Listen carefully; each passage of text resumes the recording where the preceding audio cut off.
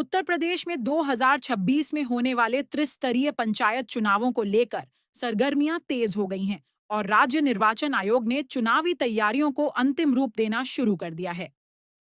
सामने आ रही ताजा जानकारी के मुताबिक इस गांव की सरकार बनाने की प्रक्रिया में सबसे अहम पड़ाव यानी फाइनल वोटर लिस्ट का प्रकाशन 6 फरवरी 2026 को किया जाएगा। इस तारीख का ऐलान होते ही यह साफ हो गया है कि मतदाता सूची जारी होने के तुरंत बाद चुनाव की तारीखों की औपचारिक घोषणा और आचार संहिता लागू करने का रास्ता साफ हो जाएगा, जिसके चलते पूरे प्रदेश में प्रशासनिक और राजनीतिक हलचल अपने चरम पर पहुंच गई है।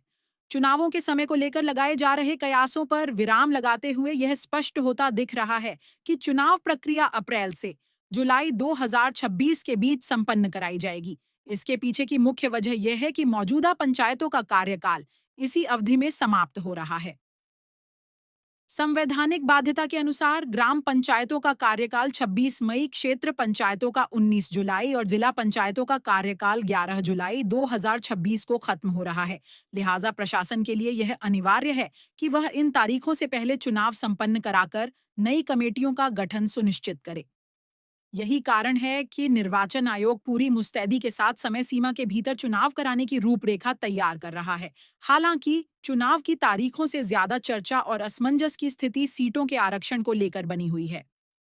प्रदेश के लाखों संभावित प्रत्याशी इस बात का इंतजार कर रहे हैं कि उनकी सीट किस वर्ग के लिए आरक्षित होगी। अभी तक यह तय नहीं हो पाया है कि रोटेशन और आरक्षण की प्रक्रिया के लिए आधार वर्ष 2015 को माना जाएगा या फिर 2021 की व्यवस्था लागू रहेगी।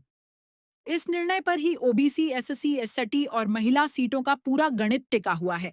आयोग ने संकेत दिए हैं कि 6 फरवरी को मतदाता सूची फाइनल होने के बाद ही आरक्षण की स्थिति पूरी तरह सार्वजनिक की जाएगी, जिससे अभी भी दावेदारों के बीच संशय बरकरार है। जमीनी स्तर पर तैयारियों की बात करें तो मतदाता सूची के पुनरीक्षण का कार्य युद्ध स्तर पर जारी है।